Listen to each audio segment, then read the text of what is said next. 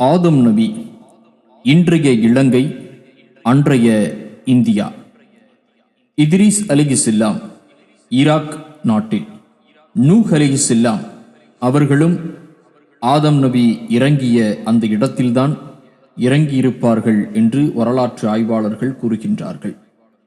ஹூத் அலைஹிஸ்ஸலாம் யமன் நாட்டில், சாலிக் அலைஹிஸ்ஸலாம் ஈராக் நாட்டில், இப்ராஹிம் அலைஹிஸ்ஸலாம் ஈராக் நாட்டில், லூத் அலைஹிஸ்ஸலாம் ஈராக் நாட்டில், இஸ்மாயில் அலைஹிஸ்ஸலாம் மக்கா சவுதி அரேபியாவில், இசாக் அலைஹிஸ்ஸலாம் பாலஸ்தீனத்தில், யாக்கூப் அலைஹிஸ்ஸலாம் பாலஸ்தீனத்தில், யூசுப் அலைஹிஸ்ஸலாம் பாலஸ்தீனத்தில், சுஐப் அலைஹிஸ்ஸலாம் சிரியாவில், அய்யூப் அலைஹிஸ்ஸலாம் சவுதி அரேபியாவில், மூசா அலைஹிஸ்ஸலாம் மற்றும் ஹாரூன் அலைஹிஸ்ஸலாம்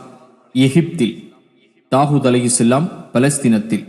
சுலைமான் அலைஹிஸ்ஸலாம் பாலஸ்தீனத்தில், இலியாஸ் அலைஹிஸ்ஸலாம் பாலஸ்தீனத்தில், அல்-யஸாஉ அலைஹிஸ்ஸலாம் பாலஸ்தீனத்தில், யூனுஸ் அலைஹிஸ்ஸலாம் ஈராக் தேசத்தில், துல்கிபில் பாலஸ்தீனத்தில், ஜக்கரியா அலைஹிஸ்ஸலாம் பாலஸ்தீனத்தில், யஹ்யா அலைஹிஸ்ஸலாம் பாலஸ்தீனத்தில், ஈசா அலைஹிஸ்ஸலாம் பாலஸ்தீனத்தில், முஹம்மது நபி ஸல்லல்லாஹு அலைஹி வஸல்லம் அவர்கள் மக்கா சவுதி அரேபியாவில்.